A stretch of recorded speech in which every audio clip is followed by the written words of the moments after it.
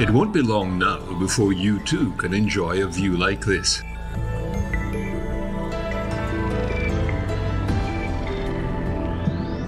Economy or business class?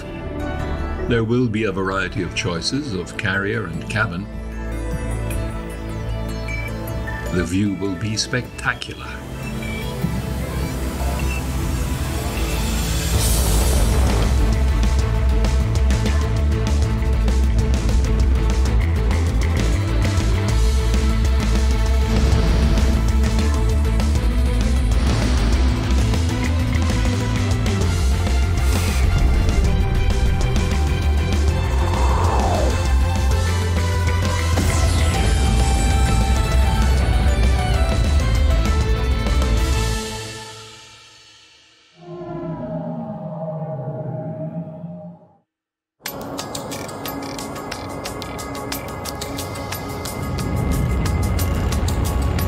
This is the traditional way to orbit, a Russian Soyuz launched from Kazakhstan. NASA has to pay in the area of $70 million per seat return trip, and prices are about to go up. Only the Chinese have an alternative launch system. Very shortly, there will be 2 carriers taking tourists into space on suborbital flights. Blue Origin will probably launch first with their capsule and reusable launcher.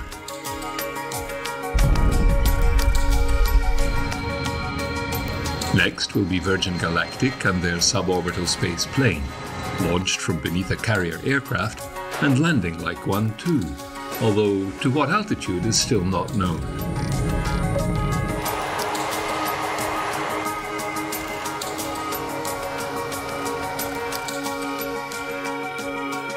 Then you have America's return to space with its 2 commercial partners. Boeing have their CST Starliner, the first launch-capable capsule already off the assembly line. Looking every bit like an Apollo spacecraft, it will be able to ferry crew to and from the ISS.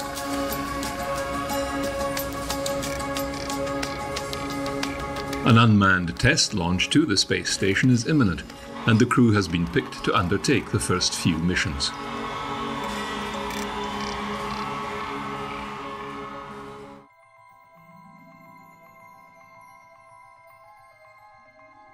Their standout competitors are SpaceX and their manned Dragon capsule, performing the same vital service.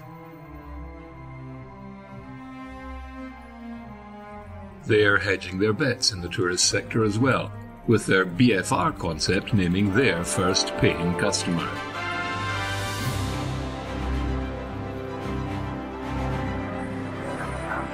Thank you, Elon.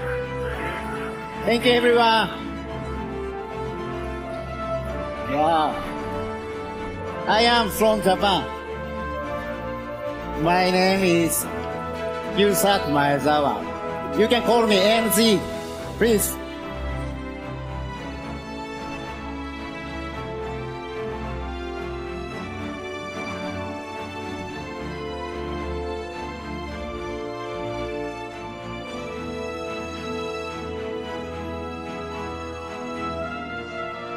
After the success of the Falcon Heavy maiden launch, SpaceX is ramping up design and construction of its even larger rocket ship to Mars.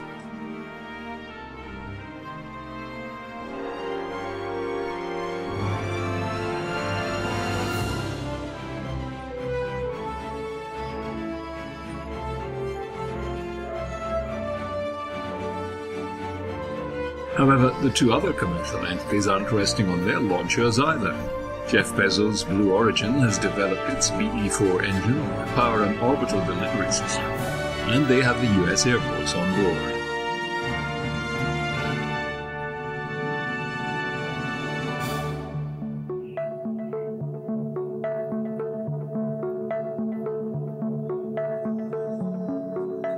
Not to be left out of the market, Virgin has also developed a small payload orbital system, Virgin Orbit with its Launcher 1.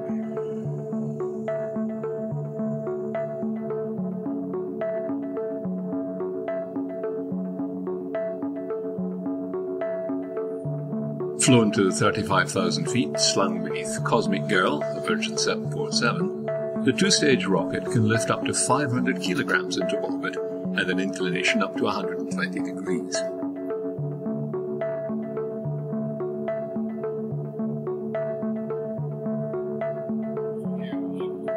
Dream Chaser is still in the running with its pilotless shuttle, still under development for long-duration orbits.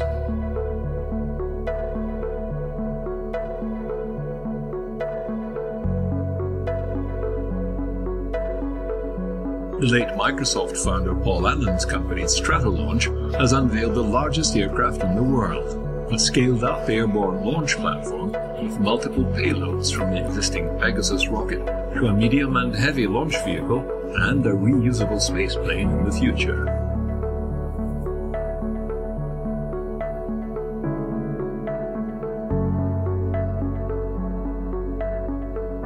In the meantime, there is no shortage of conventional launch systems competing for their share of the market. From the USA, Europe, China, India, Japan, even Israel and New Zealand.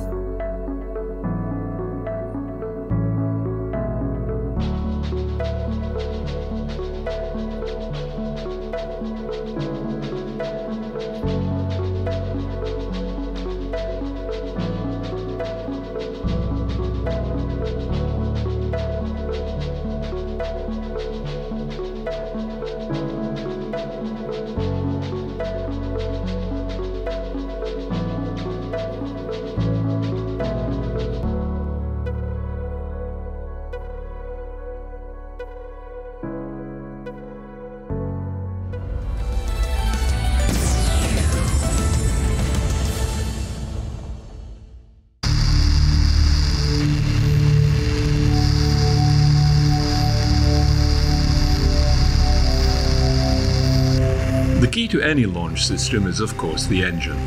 The smaller, lighter and more powerful, the better. They pose many design problems. Fuel type, reignitable, chamber pressure limits, sea level or vacuum exhaust nozzle shape, but above all, reliability and cost. This is the Avio rocket factory in Colleferro, Italy. Here, engineers are developing the carbon fiber casing for the solid propellant rocket stages of ESA's new Vega C launcher. To build them, 5,000 kilometers of carbon fiber impregnated with epoxy resin is wound around a pre-made metal mandrel. This produces the very lightweight but sturdy casings for the first, second and third stages of the Vega launcher. These casings are later fitted with an engine and loaded with solid propellant. One of these solid propulsion engines is the P120C. It was recently successfully tested in Kourou and is the largest and most powerful monolithic solid propulsion rocket ever built.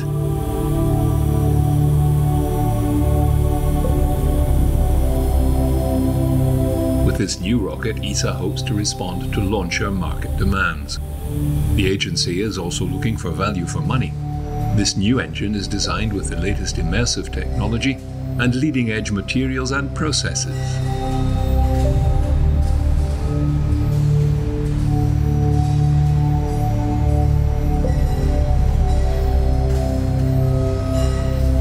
Mass production will bring down the unit cost, but the design is for both Vega C and the strap-on boosters for Ariane 6.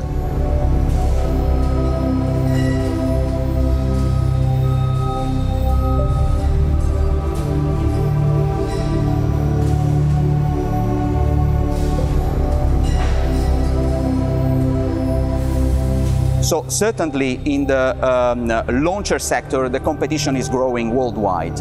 But we believe that the European answer, the ESA answer with Vega C and Ariane 6 is the right answer. In an aggressive manner, we are trying to make things more and more competitive. One of these examples is the joint solid rocket motor that we are developing across the two programs, the Vega C and the Ariane 6, the P120C solid rocket motor that enables the possibility to harmonize resources and to have the same motor serving the Vega C as a first stage as well as the Ariane 6 in both configuration as a strap-on boosters. So this is a very good answer to tackle the competitiveness aspect. With Vega C, the C stands for consolidation, ESA is further developing Vega. It will add increased performance to the flexibility of the current system without increasing the costs. Today, Vega can launch up to 1.5 tons on a 700 kilometer orbit. With Vega C, it will go up to 2.3 tons. In order to increase performance, two new solid propulsion engines have been developed, the P120C and the Zefiro 40 for the second stage. It is clear that whatever we develop has an exploitation objective. So we do not develop rockets just for the fun of it, but we develop rockets that need to be exploitable, therefore competitive in the worldwide market. And that's the way we are working hand in hand with industry to prepare them to walk on their legs in the future throughout the exploitation phase. Further enhancements are made with Avom Plus, which is derived from the current Vega's Avom upper stage. Investing in new rocket motors also means investing in new launch facilities. We have foreseen a lot of activities to modify the launch site from the Vega configuration to the Vega C configuration. Vega C is a heavy, larger and length launchers with respect to the Vega one. So for this reason we have to modify the hatches to the stages, increasing the diameters for what concerns the first stage. Other changes include modified fluid services and installation of a more powerful crane needed to lift the heavier second stage of Vega C. During these modifications, the site has to remain operational for the scheduled Vega launches. In the end, the launch site will be compatible with both launchers. With Vega C, ESA is also working on related products such as the Space Rider, based on ESA's experimental re-entry vehicle IXV. It should allow for payloads to be sent into orbit and later return to Earth. In addition to this, we have other products like a specific adapter for launching into orbit small spacecraft, so enabling the possibility of universities and research centers to access space at limited cost, so coping with the payloads which go from 1 kilogram up to 500 kilograms. We also have early elements of definition for a platform called Venus, which could allow payloads to transfer from orbit to orbit.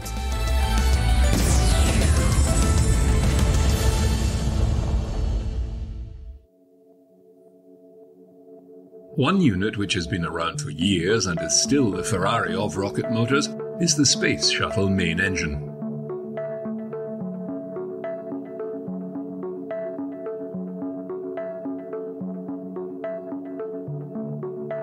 Four of them will be mounted on the long-awaited Space Launch System. Reusing proven shuttle technology has saved time and money. The solid rocket boosters have been extended and tested.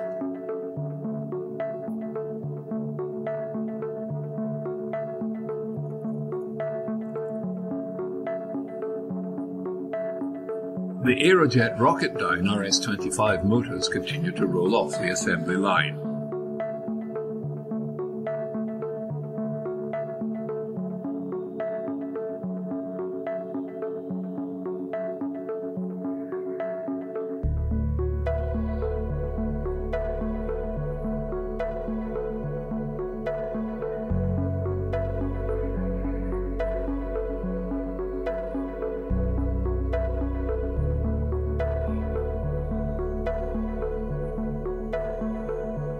Fabrication of the immense components, cryogenic tanks, intertanks and fairings continues.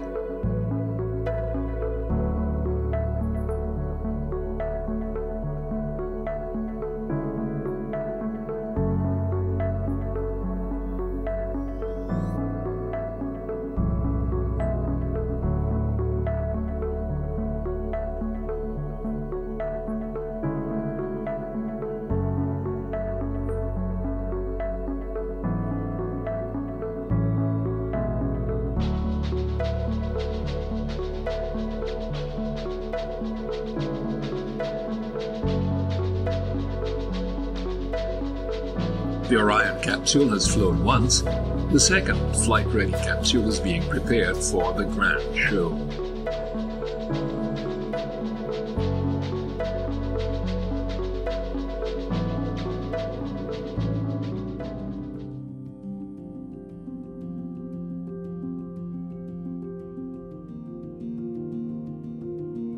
There is one more critical piece of kit required, perhaps one of the most important sections for keeping the astronauts alive, the service module.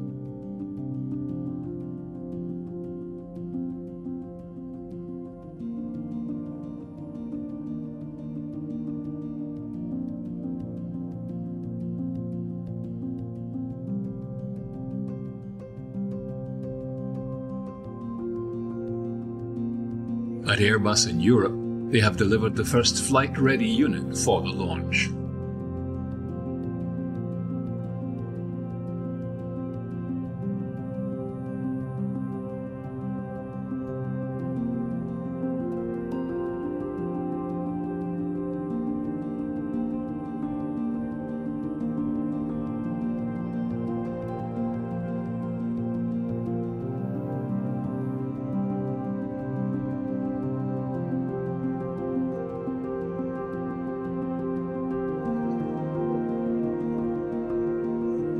The European component will house the electrical power, life support and propulsion unit for the Orion spacecraft, and like a giant pocket watch, every component is carefully and painstakingly assembled.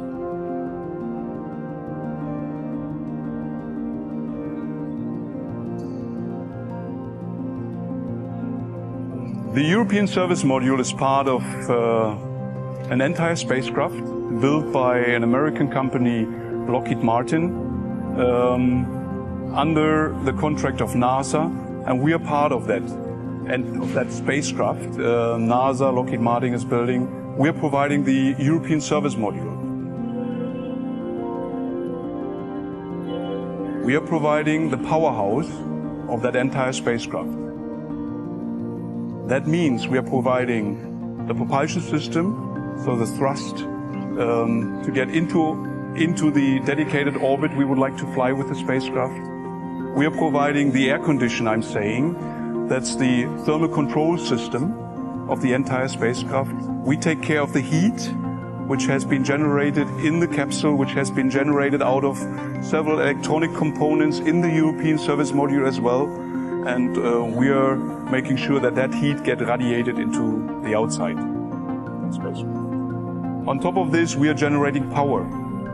Our solar array wings are producing that power. We are conditioning that power and deliver that to the crew module and deliver that to the batteries with it, which are located inside the crew. And finally, we are also providing what the astronaut need to have to live in that spacecraft. That's mainly water in terms of the consumables, and that's oxygen and nitrogen to generate the atmosphere in the crew module itself.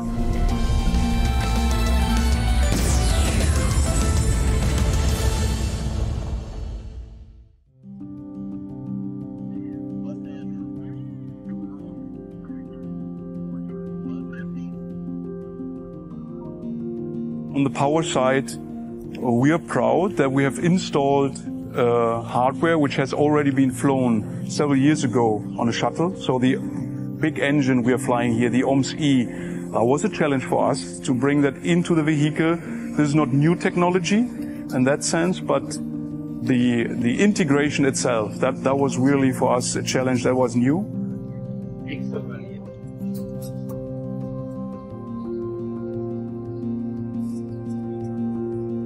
We're preparing ourselves to be ready for the final integration with the rest of the vehicle. And then we are ready for a test campaign in the US, which is including several environmental tests, several functional tests. That lasts a couple of months, up to that point where the NASA team is handing over the spacecraft to GSDO, to the launch campaign, so that the vehicle can be put onto the launcher, and then we are ready for flight.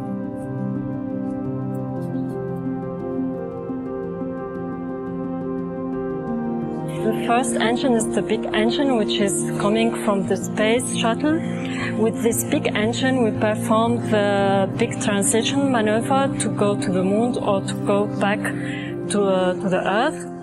So we can see here the auxiliary thruster, which are red.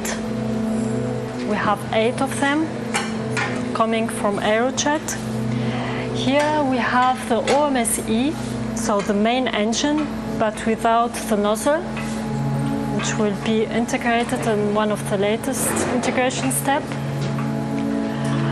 We can see here the propellant tanks. We have 4 of them, 2 for each propellant. ATV, basically the automated transport vehicle here in Europe, played a significant role in terms of opening the door for that specific joint work on that spacecraft. It also played a role that we learned our lessons with a kind of that service module. Finally, the components we have flown on ATV, there are not so many which we carry on in the Orion European Service Module. We have a couple of them, mainly auxiliary thrusters, yes, on the RCS thrusters, and also a couple of tanks like our pressure tanks, but there are not just a few items which we carry on from ATV into the European Service Module design. The difficulty here for the human spaceflight is the change of mindset. So to think that we are here in this space mission, we are flying human, and it's not like a rocket which is only flying with a satellite. Therefore, we are putting more effort on the safety aspect. We have a lot of redundancy.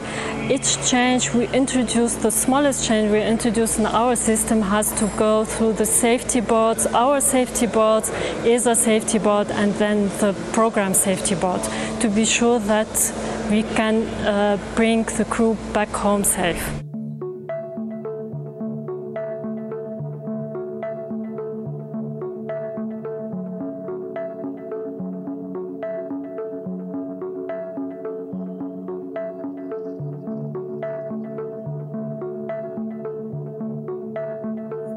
With Orion and the service module certified, the sky won't be the limit.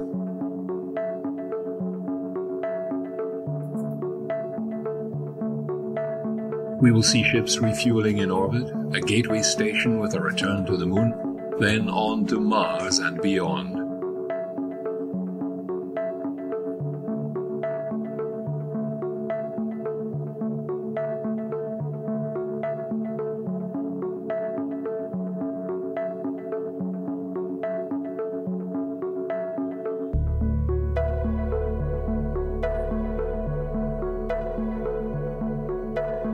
Opening space to industry and exploration, spaceflight will become the norm rather than the exception. Mining and manufacturing in orbit, power production, and habitats.